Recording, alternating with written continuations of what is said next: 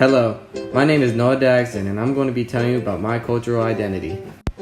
I believe my cultural identity is pretty well rounded in every category: religion, language, class, exceptionality, gender, ethnicity, age, and sexual orientation.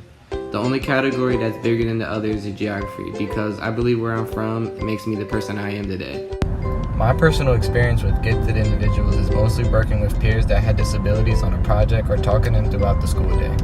Coming from a high school with a high population of students with special needs, I realized that they're just like every other student and they deserve to be treated that way, not estranged because of their disability. Gender roles have honestly never been a big deal in my life due to the fact that I have a lot of successful women surrounded around me. Also, I believe every male and female have an equal opportunity in this world to succeed. What I really take from this is, as a teacher, you need to make sure you treat all your students the same and give them the same equal opportunity as if they were your own child. The high school that I graduated from is very urbanized and is filled with different ethnicities. You could say it's just like a salad bowl, just like how U.S. citizens describe our country. The biggest problems I see is bullying amongst different ethnicities.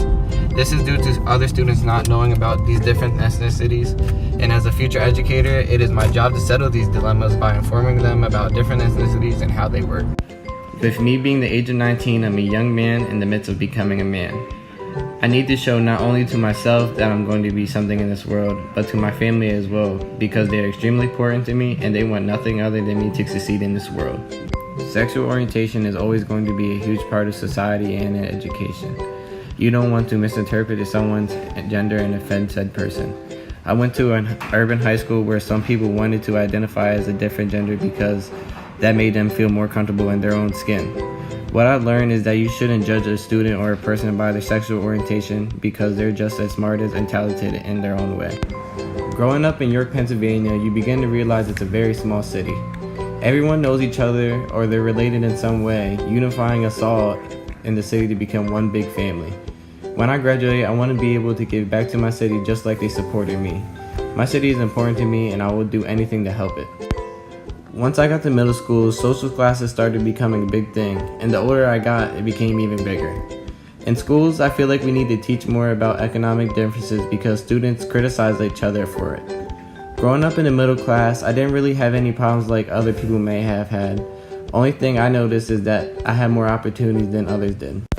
I'm half Puerto Rican and white. I grew up with a father who spoke straight English and a mother who speaks both Spanish and English. I was forced to learn the English language. I always wish my mother would have taught me Spanish because almost all my family speaks it and the high school I went to had a high Spanish population. I feel like it would have benefited me in life in a big way. I plan to learn it in my future so I can communicate with my future students.